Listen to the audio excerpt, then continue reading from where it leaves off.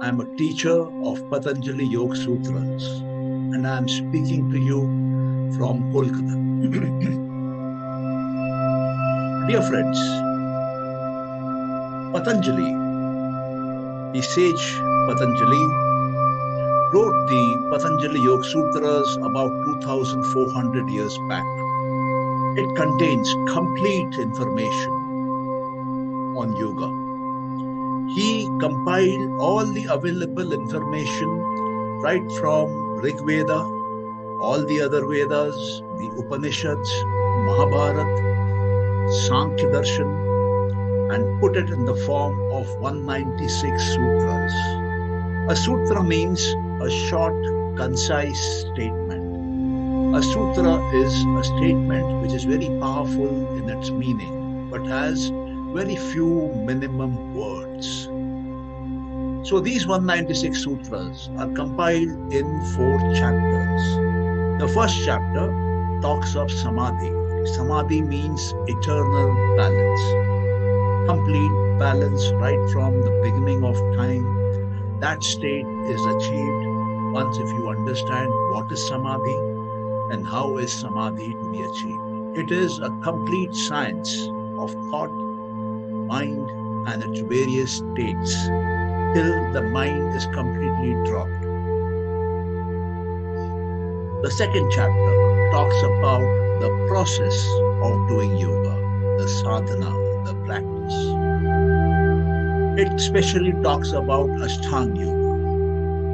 And the third chapter is about Siddhis, supernatural powers which a yogi acquires, mystic powers which a yogi acquires. And the fourth and the last chapter is about Kaivalya. Kaivalya means being alone, complete freedom, complete independence, complete absolute aloneness. It is even called moksha. It is called nirvana.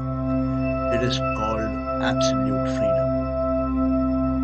Now, we have been covering the various sutras of Patanjali over the past about 2 months. And right now, today, we will be discussing the yogic perspective of the connection between spirit, mind, and matter. We will look at the connection, the yogic perspective between consciousness, mind, and matter. It is also called as Atma, Chitta, and Vastu, the object.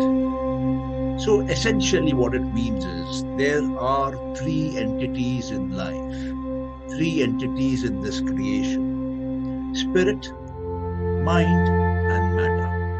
Now, what are these specifically and how are they connected to each other? So matter, that is an object, has few properties. Number 1, it is finite. Number 2, it is inert. It has no consciousness. Number 3, it is temporary. It is not permanent. And number 4, it keeps on changing. It is not constant. A matter will always go through change. Let's look at the mind. The mind again is something which is subtle than matter. Matter is gross. Mind is subtle. Mind also can be finite or infinite. And the mind is also temporary. And this mind is also changing. So these 2 entities, matter and mind, they belong to Prakriti. They belong to nature. They have form, they are without form, and they keep on changing. So matter and mind or Prakriti will show 3 qualities: quality of form, quality of formlessness, and quality of change. But consciousness, the Atma, the soul, the Purusha, is pure consciousness. It is unchanging. It does not change with time. It is infinite. It is eternal. It is permanent. It was there at the beginning of time. It will be there at the end of time. It will be there beyond time. It was there before time. But both mind and matter are connected to time, because time is connected to nature. Nature cannot exist without time, because if nature stops changing, if there is no time in nature, then nature also becomes unchanging. Nature also becomes permanent. Then what will be the difference between nature and consciousness, between Prakriti and consciousness? So this is a very interesting domain. And in this domain, Patanjali, he says, supposing there is an object and there is a mind looking at it, and then the mind stops looking at it. In such a situation, what happens to that object? Does that object remain, or does that object disappear? So Patanjali says, when no mind is observing an object, the object remains. The object is a reality by itself. Object is not imagination. Object is not a projection of somebody's mind. Object matter is an independent entity existing completely by itself. And an object, though it is a reality, though it is existing completely by itself, it is finite. It keeps on changing. It is temporary. It is not permanent. It comes and goes. It acquires a form and it gives up form. It keeps on changing. It keeps on displaying the three qualities of Prakriti, the three qualities of nature. That is, showing a form, showing formlessness, and being constantly changing. So we all know that. We all have seen matter all around us, right, since our childhood days. And matter is not an imagination. Matter is not a projection of somebody's mind.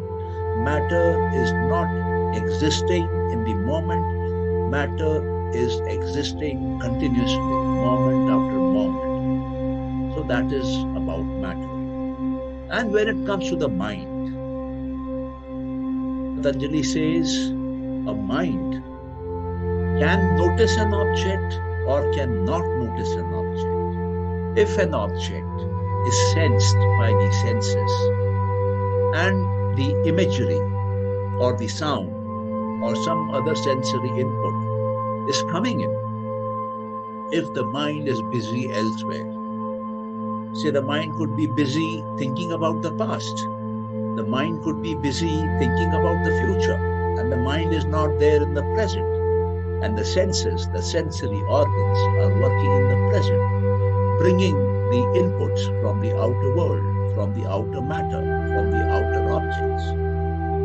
So if the mind is not there, it is not noticed. And if it is not noticed, then there is no experience. And if there is no experience, there is no memory. And if there is no memory, then there is no vritti, there is no fluctuation in the mind. The mind remains as it is. So there is no sanskar. No mental impressions have been created. And all that is that the mind does not notice the object. So when does the object get noticed? The object only gets noticed. Matter only gets noticed by the mind when it creates a ripple in the mind, when it creates a fluctuation in the mind, when it creates a change, a modification in the mind. And how does that modification occur? When we experience what the senses are bringing in. When the mind is present in the present and notices what is coming in, then that is considered as an experience. That is created as a memory, and that creates an impression on the mind, and that impression on the mind is sanskara. And that sanskara, which is created in the mind, leads to further karma, further action in the world outside. So here is the beauty, here is the best part. Anything which is happening inside the mind, any sensory fluctuation which is happening inside the mind, and the mind is not noticing it, and the mind is not recording it, and the mind is not keeping a track of it, and the mind is not storing that fluctuation, that data, then that object does not exist for it. But if the mind notices it, if the mind experiences it, if the mind stores it, if it becomes a psychic impression, if it becomes a sanskara, then there is a fluctuation in the mind, there is a modification in the mind, and it gets stored. Now, what got created as a mental impression with time becomes a physical action. Yes. All that happens in the mind at the mental level, if it gets recorded, it turns into something physical.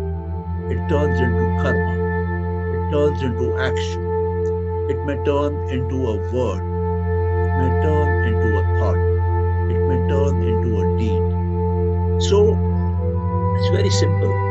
If you want to manifest anything in the world outside, if you want to create anything in the world outside, all you need to do is create the right thoughts inside you. And those thoughts can come either from the world outside or could be internally generated and noticed and stored and made a sanskara, so that with time, with support, it grows into karma, it grows into action.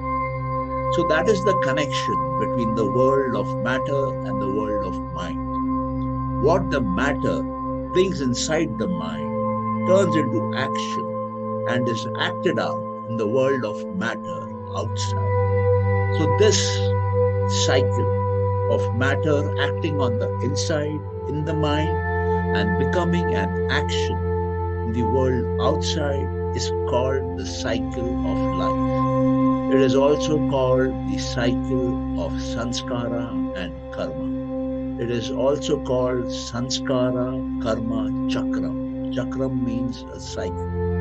So my dear friends, this is the beauty of the whole thing. The world of matter and the world of mind are connected. And once, if the mind registers what matter is doing, what changes are happening in the matter, whatever it is seeing through the five sense organs, then it automatically records it and brings out an action, a response, a reaction in the world outside. Now this action, this reaction, this response in the world of matter outside by the mind can take place immediately, can take place after 10 years, can even take place after 100 years, can even take place after 100 lives. Now why is that so? Because the recording of the mind is not limited to that particular life form. The recording of the mind is beyond time. It can materialize, it can turn into karma, it can turn into action when the right time comes, when the right place is there, when the right people are there. So my dear friends, what it means is, what I observe today in the world of matter outside, being physically present, which is inert, can come in my mind through my senses, through my sense organs, can get noticed by my mind intentionally, can get recorded, and can stay in my mind for 100 lifetimes. Now the question is, does the mind stay for 100 lifetimes? Mind can stay as long as the consciousness does not achieve freedom from the mind, freedom from matter. Now, what is this freedom from the mind and freedom from the matter we are talking about? We will come to it. As per yoga, as per yogic theory, what it says is, when a person dies, when a person leaves the body, the matter, the physical elements of the body, the 5 gross elements of the body, they remain here on the planet. They don't go anywhere. But what is subtle, what is minute, what is not gross, travels. So what travels? The mind travels, the intellect travels, the ego travels, the senses travel, the organs of senses which are connected to action, they travel. The subtle energies, the subtle elements, they travel. So everything travels which is part of the subtle body, and anything and everything which is the gross body does not travel. It is left on the planet. Each thought carried stays. But the recording of this life and the recording of all the past lives which our mind has, which our chitta has in this life, it is carried forward. It goes to the next life. And that sanskara which is recorded might play out in the next life or might not play out in the next life. It might play out in the life after that. It might play out in the life after that.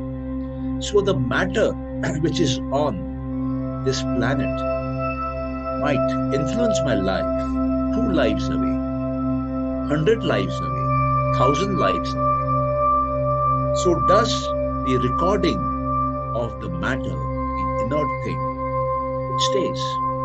Now the question is, which is very, very important, my dear friends, is mind living or is mind inert? Yoga says, even mind is not conscious. Mind is inert. Mind has intelligence, like in artificial intelligence in a device. It is artificial. It is not consciousness. It is artificial intelligence. So what my intellect has is artificial intelligence. What my ego has is a play of that artificial intelligence. What my mind has is a play of that artificial intelligence. It is not living consciousness. It is a program which is being played out. So that is the mind. Mind is a program which is being played out. And matter is the hardware on which that program is written. So that is a very interesting perception of the whole thing. Now let's look at another angle. We are talking about 3 entities here: the spirit, the mind, and the matter. So matter is inert, but matter creates a fluctuation in the mind. Can you believe something inert can create a fluctuation at a distance? Yes, it does. When my eyes look at you, my eyes see your face, my eyes see your eyes, your skin color, and it records. How does it record? For it to record, there has to be a fluctuation in the mind. There has to be a modification in the mind. There has to be a change in the mind. So matter, which is inert, which is outside, and mind, which is inside me, is also inert, but has artificial intelligence, is able to record, because that is the way it has been programmed. And what it records, the data it gathers of planet Earth, today, say in June 6, 2021, might live for 100 more years, might live for 1,000 more years, might live for 10,000 more years. You don't know. That is the beauty of the yogic perspective, when you see the connection between the mind and matter. Now there is another entity, as I was telling you earlier, and that is consciousness. We are conscious of the mind. And the mind looks at the object and registers the fluctuation as the object. The mind modifies itself as the object. And the consciousness, what qualities does it have? Consciousness does not change. Consciousness is permanent. Consciousness is eternal. Consciousness is infinite. Consciousness is unchanging. So when something is unchanging, when something is infinite, can it register something which is finite? Yes. Can it register something which is infinite? Yes. Because the mind keeps on oscillating from something which is finite to sometimes to something which is infinite. Our mind has been taught the concept of infinity. So when the mind is working on the concept of infinity, it is thinking in infinite terms. But the mind has also been taught to think in limited terms in many areas of life. So the mind in those areas of life thinks in a finite way. So the soul, the consciousness, the Purusha, the Atma, which is infinite, is able to see what is happening in the mind at the finite level and the infinite level. Does the consciousness change itself while it is seeing the mind going through changes? No, the consciousness does not change. Consciousness is like a witness which is blindly seeing. It is like a CCTV camera which is merely seeing. It is not showing any response to what it is seeing. It is not showing any fluctuation to what it is seeing. It is not showing any reaction to what it is seeing. It is merely seeing. It is busy witnessing.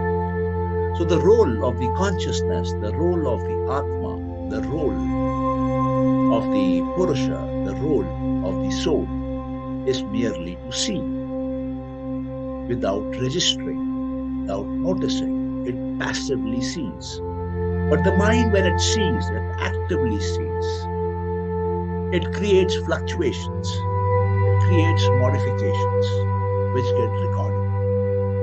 Now, when we die, when we live, when we leave this planet, what happens?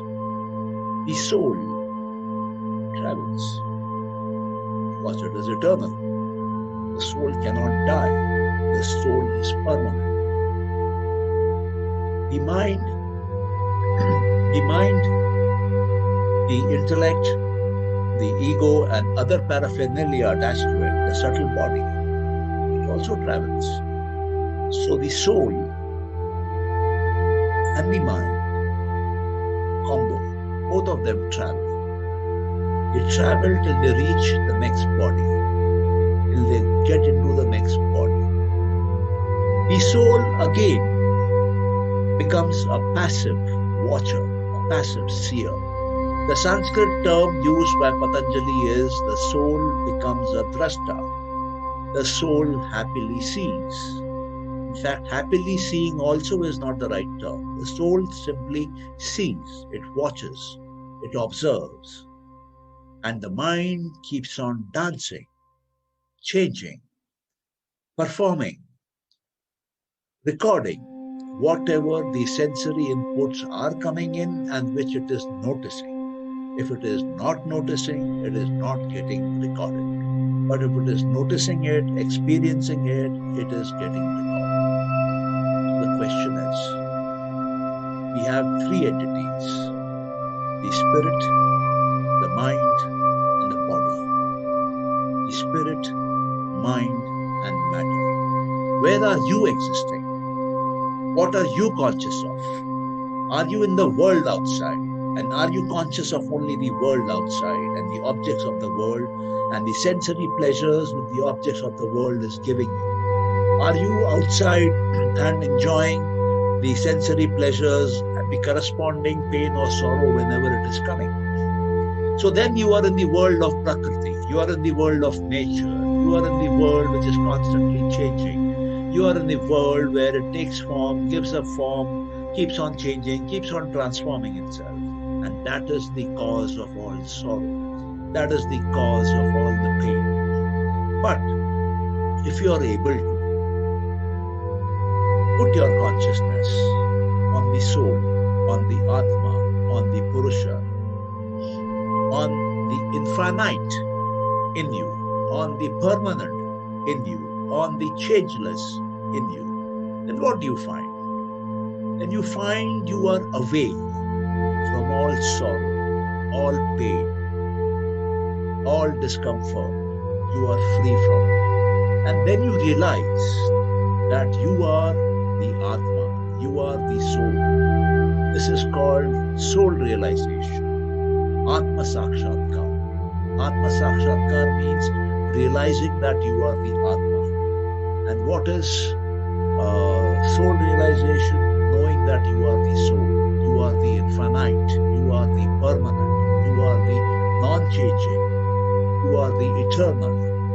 The moment we are able to think that way, the moment we are able to sort of brainwash ourselves, our mind is programmable. So if I keep on telling my mind, I am infinite, I am infinite, I am infinite, I am infinite, I am infinite, I am infinite, every time I say this becomes recorded in the mind.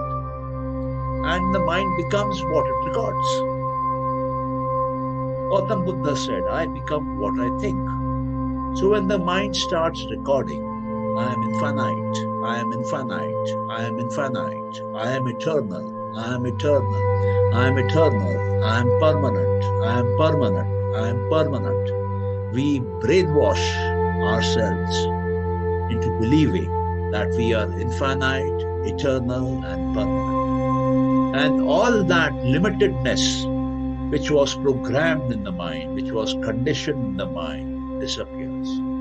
And when all that disappears, which was programmed into you in your childhood, from your family, from your school, from your environment, that is replaced by what you have intentionally put in, that I am the infinite, I am the permanent, I am the eternal. Then you move up the level of consciousness.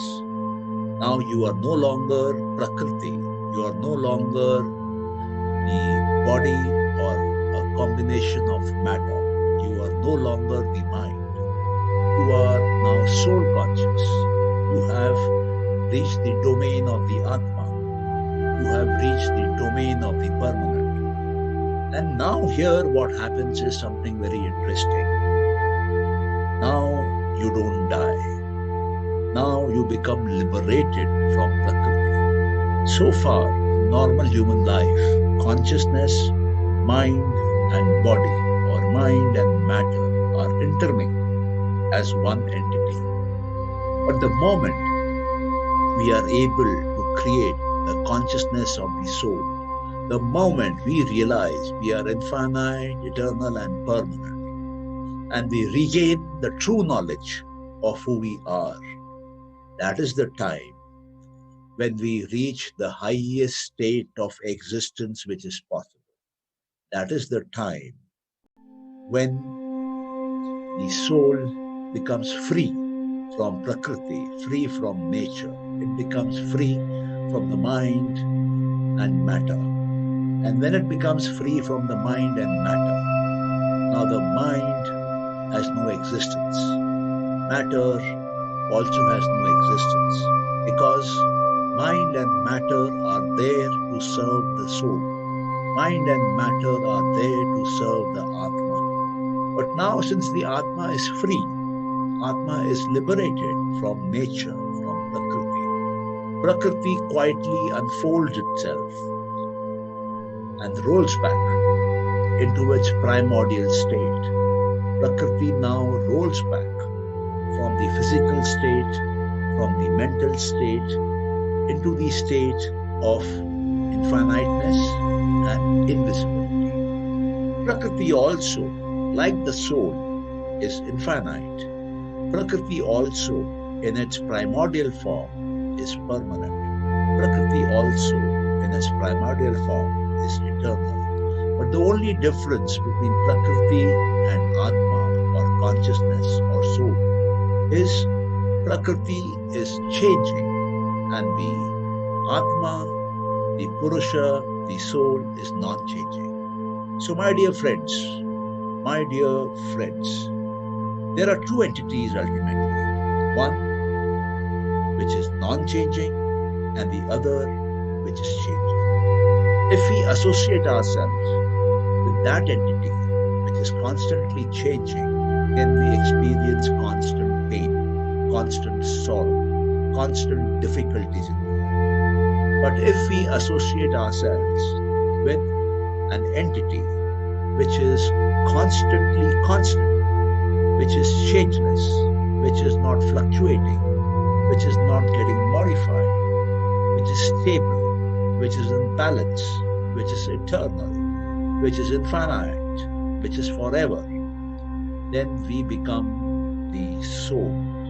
We become a realized soul. And a realized soul does not die because it is there forever. It was born in a past which might be thousands and millions of years ago. We do not know when it started, and it will be there for billions and billions of years. We do not know till how much will it last.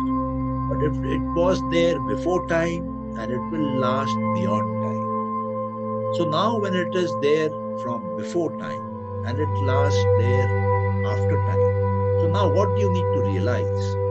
You need to simply realize that you are a cosmic traveler. You have been traveling for thousands and billions of years, from one life form to another life form, from one planet to another planet, from one solar system to another solar system. You are the infinite, eternal, permanent entity. And wherever you have gone with a subtle body, which is the mind, which contains the program, so that you can in continuity go into another life form, another body, and continue your recordings of sanskaras, continue your life till the point when you become free of the mind and free of matter.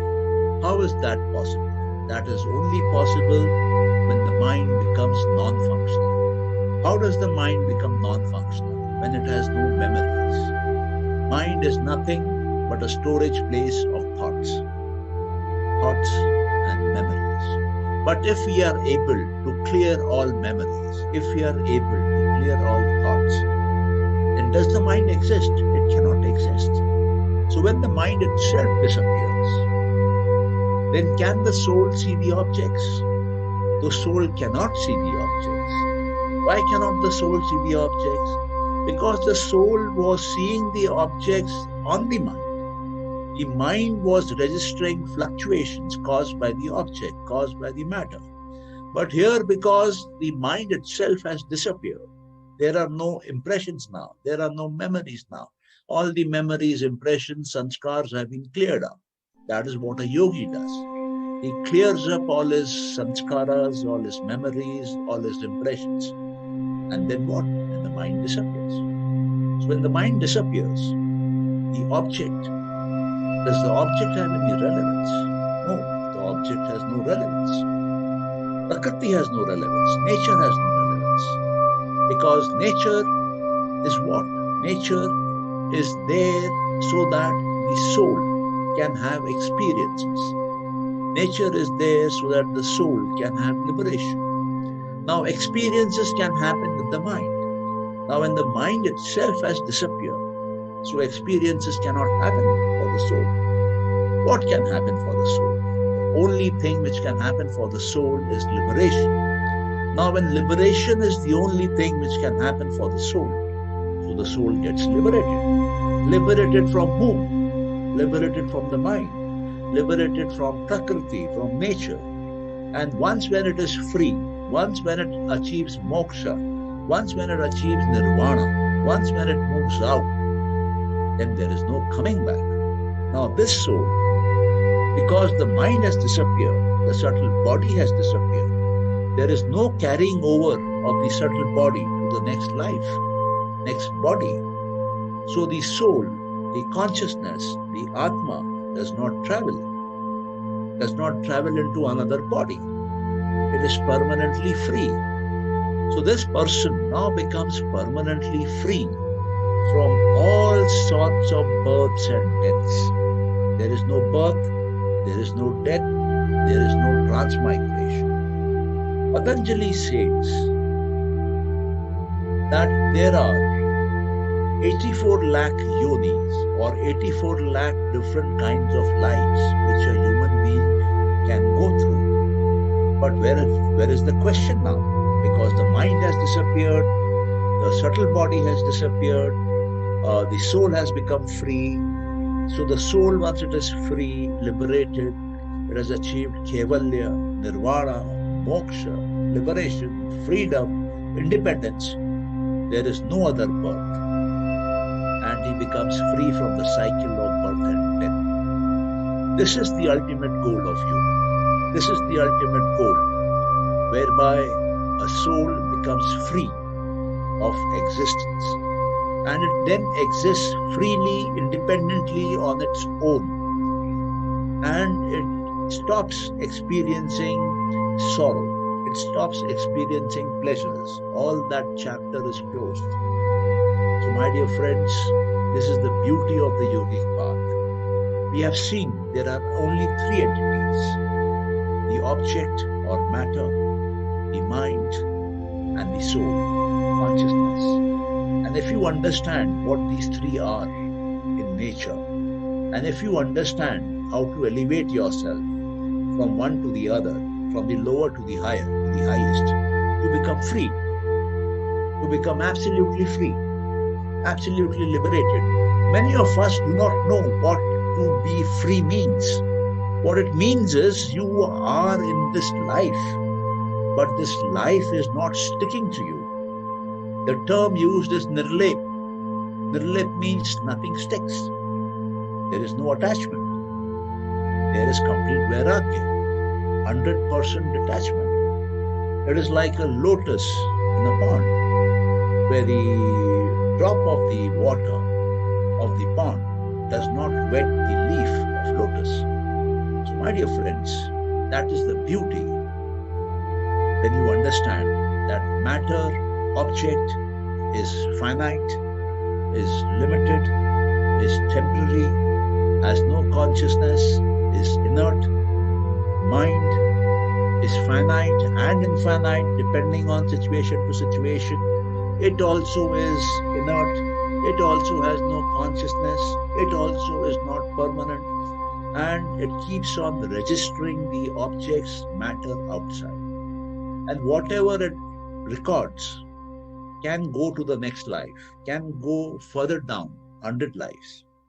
So the mind is essentially a recording machine. And when the mind is not recording, when the mind is silent, when the mind is still, what does the consciousness see? What does the soul see? What does the Atma see? It sees itself. It is called seeing the Swarupa. Because the mind is not registering anything. There is no activity in the mind. There is no recording in the mind. The mind is silent. The mind is still. So the soul sees itself.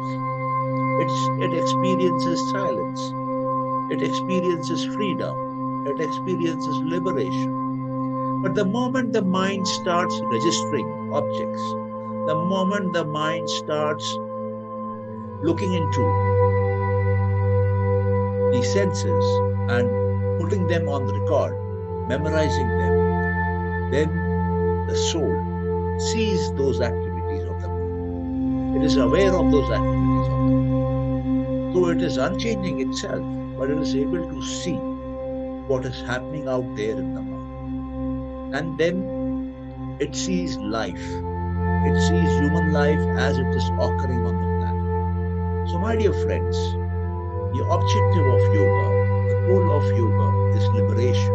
So how do you liberate yourself? You liberate yourself by putting the mind to rest. How do you put the mind to rest? By not allowing the objects or the matter from the outside world, which is entering you through the five senses, to create disturbances in the mind. to create fluctuations in the mind, to create modifications in the mind. The mind must be calm, the mind must be stable, the mind must be relaxed, the mind must be at peace. And that is the point where your abilities shoot up. You become suddenly the infinite.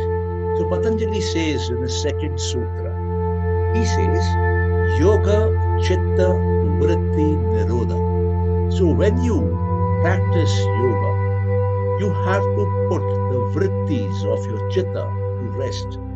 Yoga means reaching out to the infinite, reaching out to the divinity, reaching out to the ultimate, becoming the ultimate, becoming the unlimited. And chitta is where the recordings are taking place. And your Atma, your consciousness, your soul is looking at these recordings of the chitta. So if there are no recordings, then what does the soul look at? Nothing. So soul by itself is nothing. It has no shape, it has no size, it has no color. So it starts feeling as if it is looking at itself.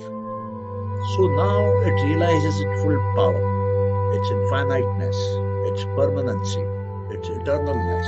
Consciousness moves up to the highest level possible. But the moment you start registering the objects outside, the matter outside, you must remember the objects and the matter outside are finite. They are limited. They are temporary. So when the mind starts registering them, noting down their modifications, noting down their changes, noting down what the sense organs are giving it, so the soul starts seeing it, and soul starts believing that it also is limited, it also is temporary. And that is where all the problem starts. That is where human beings face sorrow. That is where suffering happens. That is where pain happens. So my dear friends, the best thing to do is see how these three play: the object or matter, the mind and the soul.